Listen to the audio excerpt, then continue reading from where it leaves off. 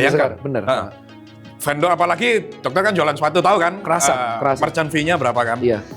Nah, stablecoin itu nggak sampai 2%, 1% aja nggak sampai. Wah, Cuma 0, sekian dolar biaya. Satu kali transaksi. soal legalitasnya bi, bukannya kalau ada 1% gitu pasti akan mengganggu terus semua marah. Betul. Terus di Indonesia memang nggak boleh untuk menerima kripto sebagai pembayaran.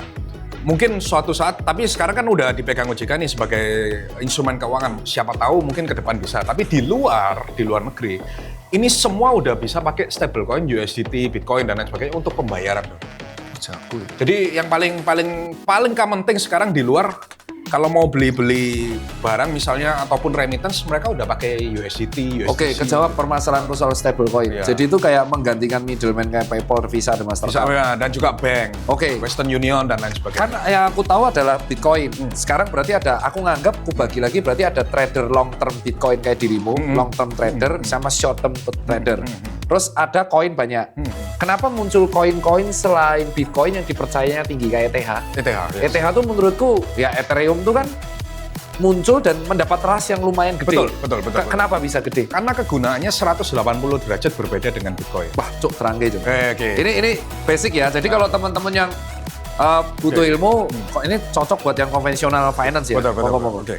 Jadi Bitcoin dianggap sebagai store of value, menyimpan dana, nggak dipakai untuk bahasanya untuk transaksi yang smart contract IT gitu nggak. Jadi kalau di Ethereum ini diciptakan kebalikannya dengan Bitcoin. Tujuannya apa? Untuk diputar untuk transaksi. Sebagai contoh gini, bahasa teknisnya smart contract. Jadi misalnya tanpa middleman. Contoh paling gampang. Kalau misalnya kita mau melakukan transaksi, kita berdua sepakat misalnya kalau followernya Dokter Tirta di YouTube misalnya nembus 5 juta, maka saya akan kasih Dokter Tirta 1 miliar. Oke. Kalau sekarang kan kita butuh pihak ketiga, entah itu notaris, entah itu lawyer untuk mengesahkan ini. Untuk SPK Iya, dong. Bener dong.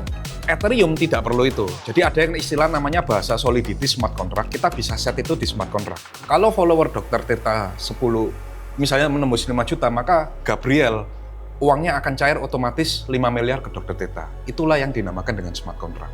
Dan itu kegunaan Ethereum. Nah, jadi Ethereum ini benar-benar 180 derajat berbeda dengan Bitcoin. Nah,